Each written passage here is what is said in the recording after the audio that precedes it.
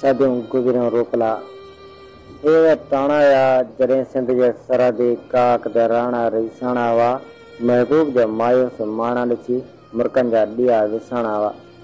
उन्हनि ॾींहंनि जो डोरापो आहे ही जॾहिं जी जापे जो नियापो असाइतो ऐं मानाइतो हुअण बावजूदि ॾाढो भाइतो थी पियो। माण्हू माण्हुनि सां मिड़िया हुआ, जी जुड़िया हुआ ऐं लुड़क दड़िया हुआ। माण्हुनि जो ॾोहो बि अलाए न, पर धारियुनि जी दगाबाज़ी जे बुनियाद ते माओ जी झोली में लोली जा आलाप ज़ख़्मी कया विया हुआ।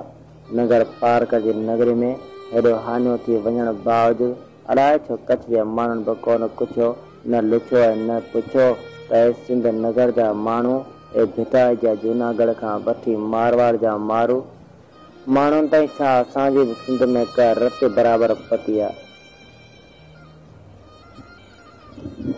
अॼु खां सालनि जा साल अॻे जॾहिं सिक जे सॻे जा बद करण जी कोशिश थी रही हुई त नगर पार्क जी नगरी में रूपले कोली जो रूप पाताल में हिकिड़ी ललकार उथी हुई।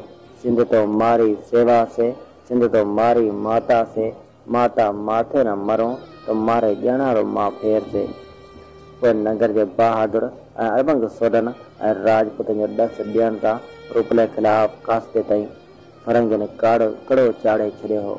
हिकु पासे देश रखिया जी ॻाल्हि थी रही हुई त ॿिए पासे हिकु जिंद जा बद करण जे गुजगो में अटकल बि थी रही हुई। कारंजर जे कंध वटां क्यूं कंदड़ रियूं जॾहिं भालवा जे भिट खां थींदियूं भिटाई जे भिट ताईं पइटियूं त सॼी सिंध में हिमत ऐं जुर जो ॿिज छॾिजी वियो। धरती ॼायनि जे ॿाहुनि में सदियुनि खां निंडूं कंदड़ क़यामतूं जागी पियूं। मयाणनि मां तरारूं निकिरी आयूं, सिसियूं धड़नि खां धार थींदियूं वियूं। हर तरफ़ फरंगियुनि जे ख़िलाफ़ ऐलान थी विया त तंहिंखे चओ मुंहिंजी नगरी मां निकिरी वञे। ऐं पोइ आब ऐं ताब विचां उभरी ईंदड़ सिज कारंजर जी चोटी ते चढ़ी चुको हो। कारंजर जो समूरो जिस्म ज़ंजीरनि सां जकड़जी चुको हो।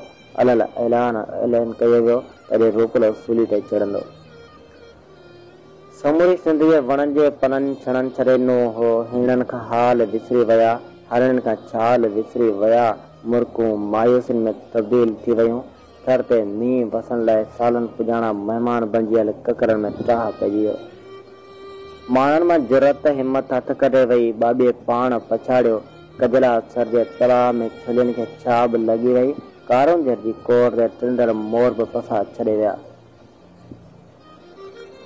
चौधारी लुड़क लड़ी रहिया हुआ, पर रूपले जे बनी बनी प्यार ऐं जा ॿार रूपले जे मुर्कनि में मुर्की रहिया हुआ। उन आधार त अॼु हक़ ख़ातिर सच सूली चढ़ी अमर थी वेंदो ऐं हिकिड़ो ई आसमान गवाह थी रहिजी वेंदो। माण्हू उहो मंज़र ॾिसी रूपले खां मोकिलाए रहिया हुआ। सिज लकनि में लड़ंदो ॾिसी रूपले सिंध जी सरज़मीन खे आख़िरी भेरो मुंहुं वराए ॾिठो ऐं सिंध खां जुदाई जो अलविदाई हथ लोॾे चयो त बची हर जनम वरितो। रूपले कोली नगर पार्क जी नगरी में जन्म वरितो। मारी जे देश में पलजी वॾो थियण वारो रूपलो सुबुह वेला जे रंगनि में खेत खेॾणु वेंदो हो। सांझ वेला जे घड़ियुनि में अभाणनि अजनि लड़ी ईंदो। वनी बनी प्यार ऐं जा ॿार हुन लाइ सभ खां वॾो सरमायो आहे। पर जॾहिं हुन सिंध जे सरज़मीन ते फरंगियुनि जा पेर पुख़्ता थींदे ॾिठा त हिन ऐलान जंग कयो। रूपले कोली जी जुदाई खे हाणे सालनि जा साल थी विया आहिनि, पर पोइ बि भिटनि ते सुकी ठोठ थी वियल लयार जूं प्यारियूं चवनि थियूं त सदियूं गुज़रियूं रूपला तुंहिंजे थर में राति रही पई आहे।